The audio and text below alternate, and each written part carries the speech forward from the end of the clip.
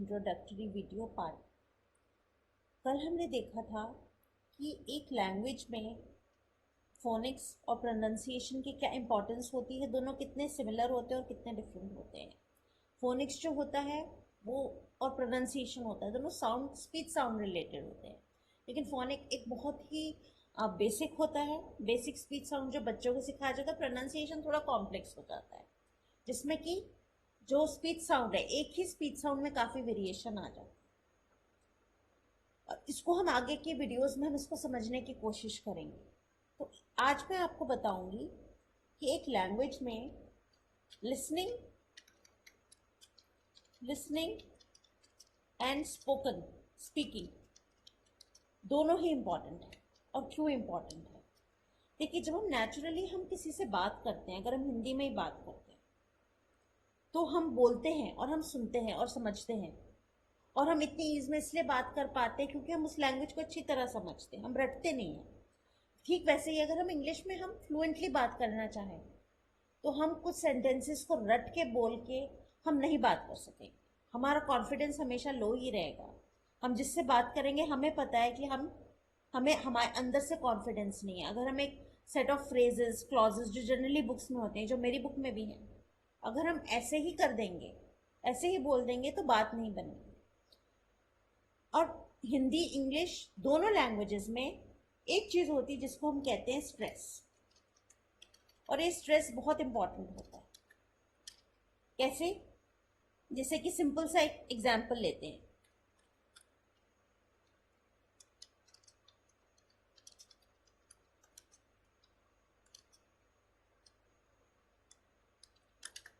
Sam सेब खा रहा है।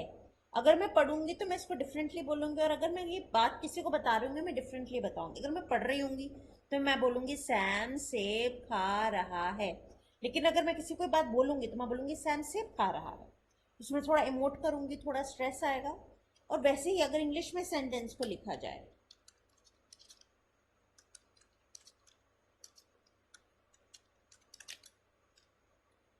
अब अगर मैं इसको पढ़ते हुए बोलूंगी, मैं इसको कैसे प्रोनाउंस करूंगी?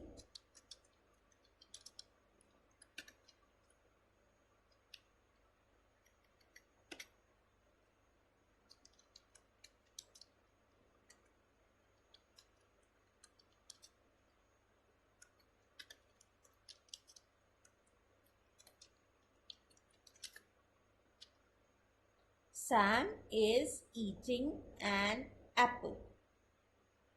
और अगर मैं किसी को बता रही होंगी तो इसकी प्रोनाउंसिएशन बिल्कुल चेंज हो जाएगी।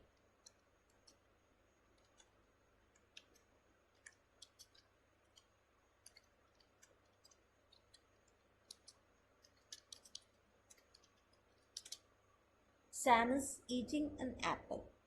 अब यहाँ पे क्या हुआ? यहाँ पे हमने देखिए, एक इंग्लिश में एक जनरल रूल होता है जिसे हम कहते हैं वर्ड स्ट्रेस। वर्ड स्ट्रेस में क्या होता है कि हम जो सेंटेंस बोल रहे हैं जिसमें वर्ड्स हैं, उसमें हम कुछ वर्ड्स पे स्ट्रेस करते हैं और कुछ में स्ट्रेस नहीं करते। और बहुत सारे रूल्स हैं। उनमें से एक जो बहुत जनरल रूल है वो ये है कि हम कंटेंट वर्ड्स, जैसे कि इंग्लिश में कंटेंट वर्ड्स होते हैं जो कि मेन वर्ड्स होते हैं। जैसे मेन वर्ड्स होते हैं Sam noun, eating main verb, और एप्पल ये भी एक नाउन है। और ये है helping verb, is a helping verb, verb है लेकिन हेल्पिंग है। और एंड जो है वो आर्टिकल है।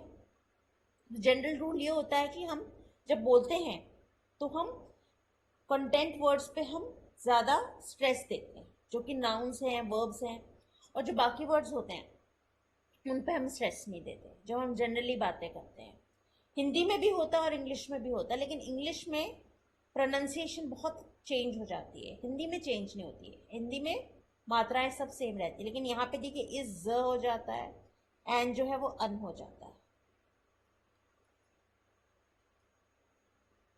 तो लिसनिंग, स्पीकिंग और स्ट्रेस, वर्ड स्ट्रेस।